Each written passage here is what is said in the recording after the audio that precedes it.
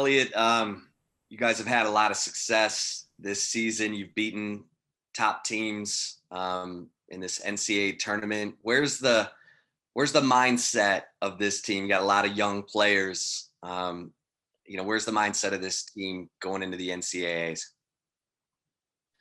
Yeah, I think we've shown that we can beat any of the top teams in the country. I believe we've been 2 or 3 teams that were number 1 at one point this year. So we definitely have the confidence that we can beat anyone we face. So really, as a team, we're just excited. There's a good aura around the team right now.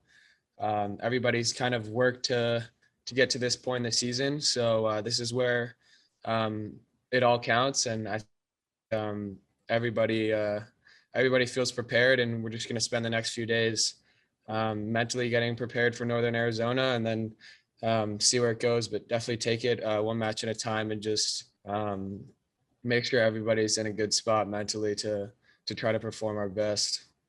Bruce was saying, you guys were grinding pretty hard through the Big 12 tournament, and he kind of dialed it back a little bit. What did he do? Like, what kind of break or recharge did y'all have?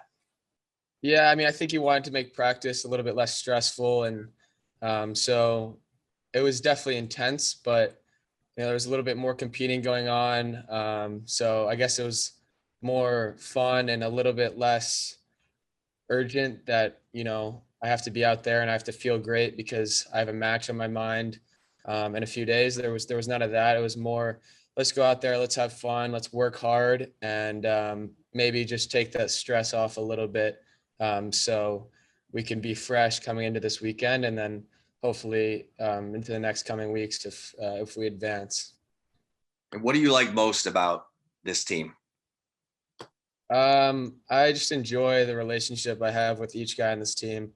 I think it's really rare that you can say everybody on the team is really close friends and best friends, that, if it's not in season, I'm going to talk to these guys every single day, this summer. So I think just the camaraderie we have and how much we care for each other, and also like the unselfishness of each guy. We don't have any selfish guys, no bad eggs. So that's definitely created a bit of trust amongst each other, and just a healthy relationship on and off the court. So it's nice to see that all the guys on the team want the best for each other, and I think that's been a testament to the way Coach runs things, and us buying the culture that he's created and we've bought into. Yeah. Ross Fisher, go ahead, please, sir. Hey, Elliot. Hello.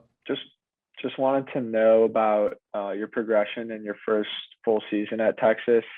Coming into the season, you're maybe a little bit slept on just in terms of rankings, and I don't think you were necessarily the number 1 in the lineup yet. So just since indoors and since that big win at Florida, how much has your approach to matches and your style changed or improved since then?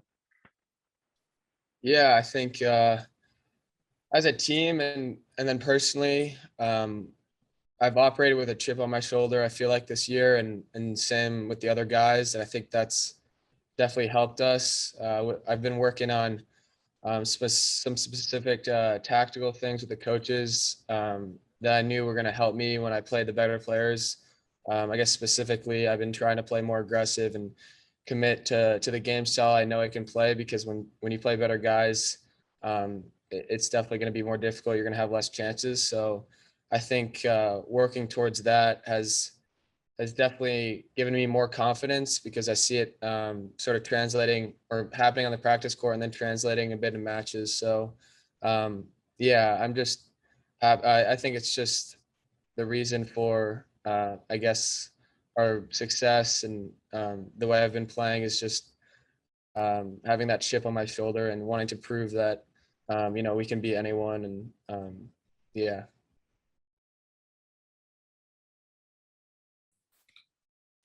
Terry Middleton, go ahead, please. Elliot, good afternoon, and thanks for spending some time with us today. Yeah, so you're a top level player, and you're going to be playing doubles, I guess, with Sim. How do you improve his game, and how does he improve your game? And I'm picking on, or I'm asking about him or calling him out. He and I graduated from the same high school, so when I ask questions about him, everybody in La Mesa, California, freaks out. But real specifically, though, how are you better because of him, and how is he better because of you? Yeah, that's cool that you guys graduated together or at the same school. Is But he standing next to you? Is he I standing know next he's to not you? here. He's not Okay. here. But I think we complement each other really well. He's a very, very good returner.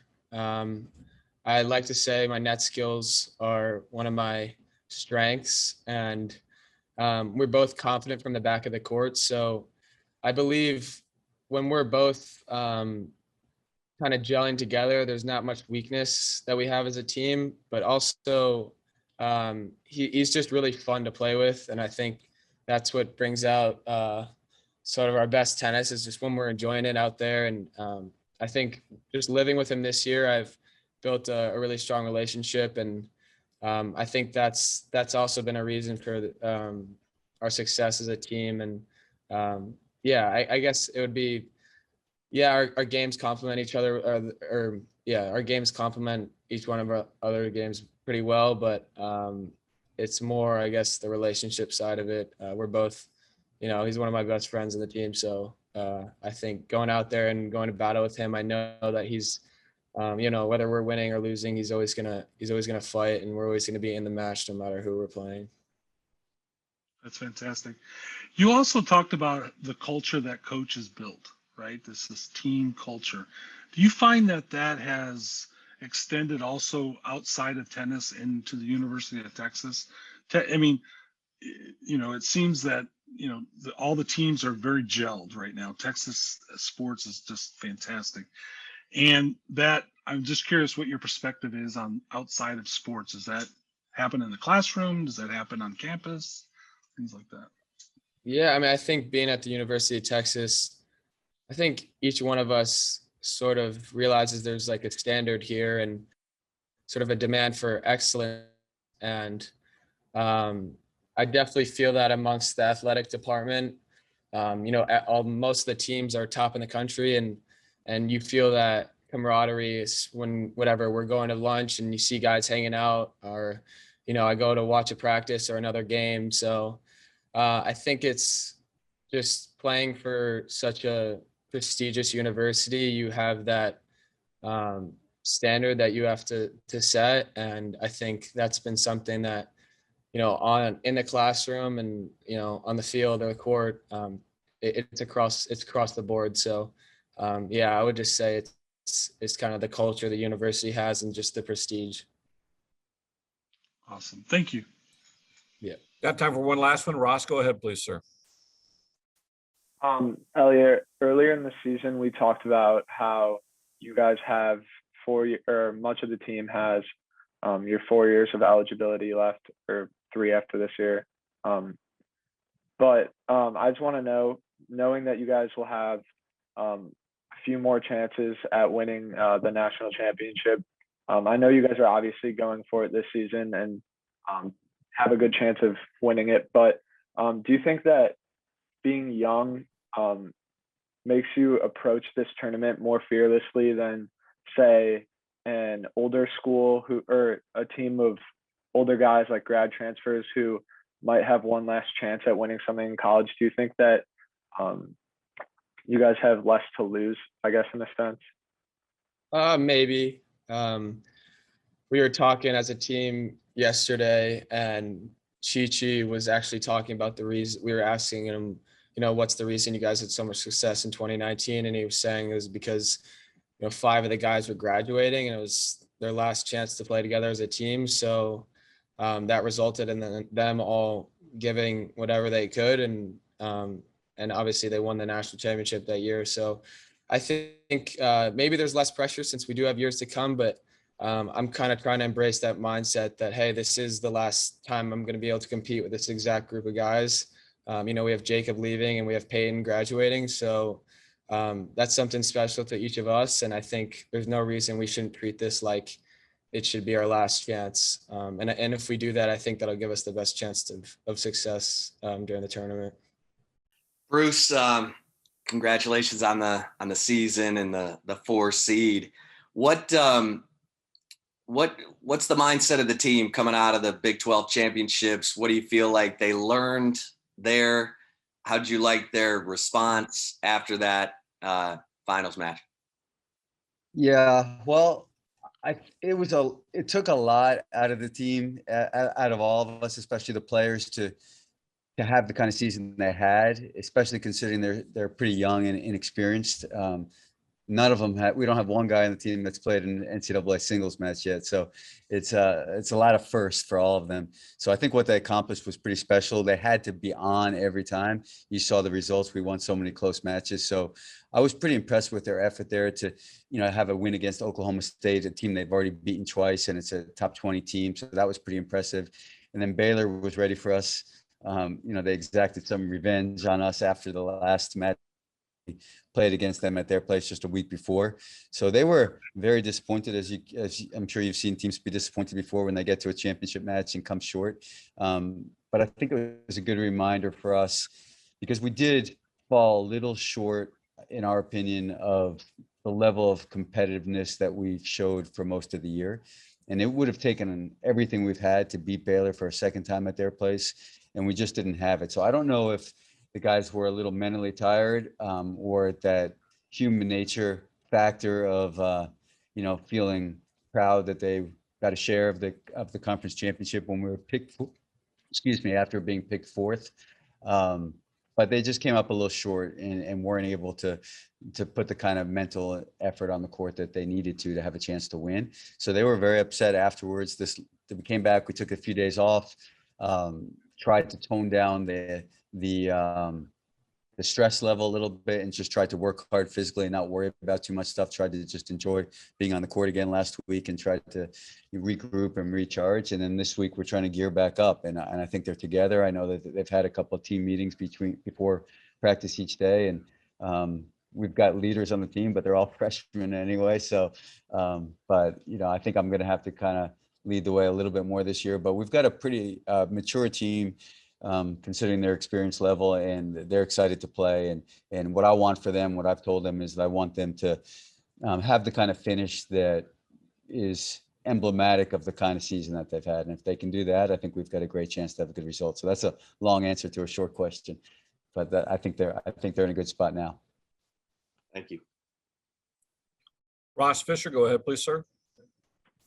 Hey, Coach. Hey, Ross. Last time we spoke after Baylor, I recall you telling me about how you told the guys after that one about how your team in 2019 was in the same situation. Yeah. How do you think, just as an update since then, how do you think that their preparation going into the tournament has been this time around? Do you see that a sort of similar intensity, or a similar will to bounce back? Yeah, I think so. Like I said, I felt like it was necessary last week to kind of tone it down a little bit in terms of being on them quite as much, and let them try to have a focus on having fun, because I think the stress level the last 3 or 4 weeks of the season was through the roof. We haven't had a weekend off since February, and they're just competing all the time, and it took everything they had in order to have the kind of finish that we had. So I tried to tone it down a little bit last week. This week we're dialing it back up, and the hunger seems to be there. And yeah, every team's different, every year is different, but it's the exact same situation a couple of years ago. We lost to Baylor. That team was way more experienced than this team. It was mostly seniors in our lineup. This year it's mostly freshmen, so it's hard to draw a ton of comparison, but and we've proven that we're capable of beating any team in the country. We've have wins over the 3 teams that were ranked number 1 this season, 3 of the 4 teams that were ranked number 1 this season. We've got wins over, and we've got wins over teams currently ranked number 1 and 2 in the country. And I think we're a team that can make that claim. So on any given day, I think we can do it. The question is, can we have the kind of physical and mental effort and maturity to do it day after day? And that remains to be seen. But I'm just looking for them to put a great effort on the court, and a kind of effort that matches what they've done all year. Then I'll be happy no matter what the result is. But yeah, I think to answer your question, I think they are pretty hungry right now, and they seem to be pretty driven. Terry Middleton, go ahead, please, sir. Coach, good afternoon and congratulations. Appreciate you being with us. Thank you. So this is a two-part question. One is you talked about leaders on the team, and a lot of them are freshmen. And I'd like to call out one of them is Saeem. I think I'm saying his name correctly. And the reason I'm calling him out is Siem. Okay, I'm sorry. I should know this. We both graduated from the same high school, so I have this affinity toward him. Right? Yeah, and that school produces some great athletes. And so, can you talk about his leadership and how he's doing as a freshman? And yeah, that. And then the second part of this is geared toward directly to you. You know, you've had massive success over your career. Who do you look to? What jazzes you up, and how did you get here? Who are your heroes in life, and how do you wake up every day and just still get jazzed up about this and get better and better as your career goes on? Sure. Well, I'll answer your first question first about Siem. And yeah, I think that's a good call. I mean, he can be the absolute emotional leader of our team. We've got a couple little fire plugs. You know, Cleve Harper is definitely one of them. But Siem, I feel like in a lot of ways, how Siem goes, so goes our team. In a lot of aspects, because he tends to rise up in the big moments. You know, he's had some of his best wins and best performances have been in the biggest matches we've played, and when he's feeling it and when he's fired up, it's infectious. You know, and the guys feel that throughout the 6-court facility, no matter where he's playing.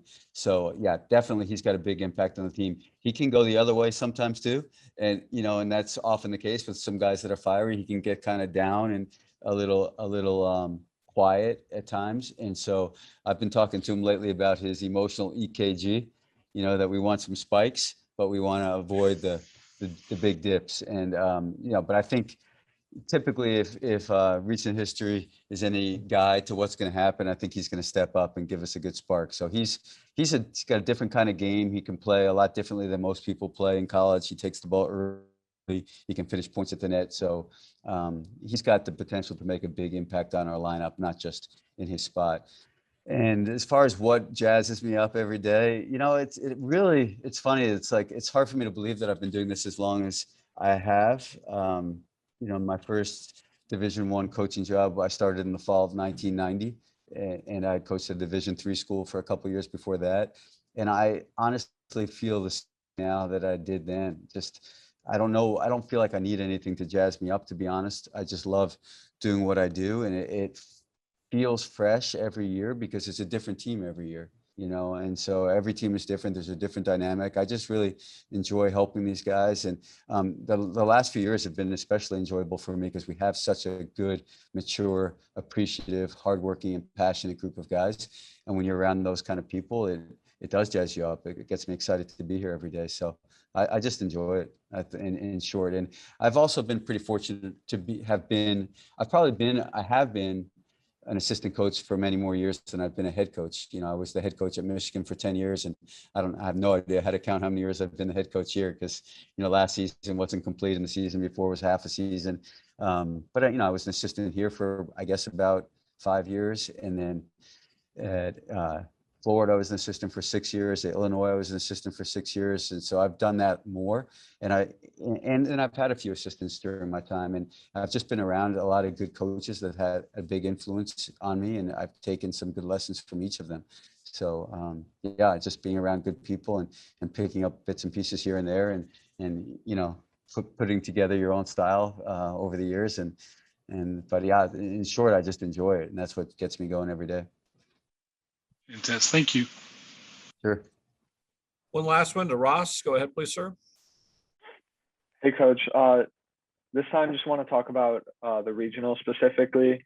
Okay. Just wanted to get your thoughts on specifically like the draw of the teams that you're facing, and after facing so many tough Big 12 opponents and tough teams at indoors too, how much confidence do you guys have going into perhaps playing teams that aren't as strong as a Baylor or TCU, teams that you've been playing week in and week out, and then also being at home, does that give you a boost? I think being at home should definitely be a boost. It's nice that we're allowed to have some fans now. You know, in the first part of the year, we had nobody. So it's been enjoyable to play a couple of big matches at home, like the A&M match, the TCU match, the Oklahoma State. So that's definitely going to be a big boost. I know the guys enjoy that. As far as confidence level, I think we should be confident, but I hope that we retain some of the lessons that we, learned earlier in the year in all these close matches, and some of them, the super close matches weren't teams that were top 5 teams or top 10 teams, or even top 20 teams sometimes, that, just about everyone we play is going to be good enough to beat us. And I really do mean that. And I think the guys know that. I think they've learned that. I think hopefully they've retained that. And we're going to have a healthy dose of respect for anyone we play. I really don't know Northern Arizona very well. I'm going to try to get to know them in the next couple of days. I know about Northwestern and UCLA much better. And I know they're both really strong teams. And we're going to have to be ready whomever we play.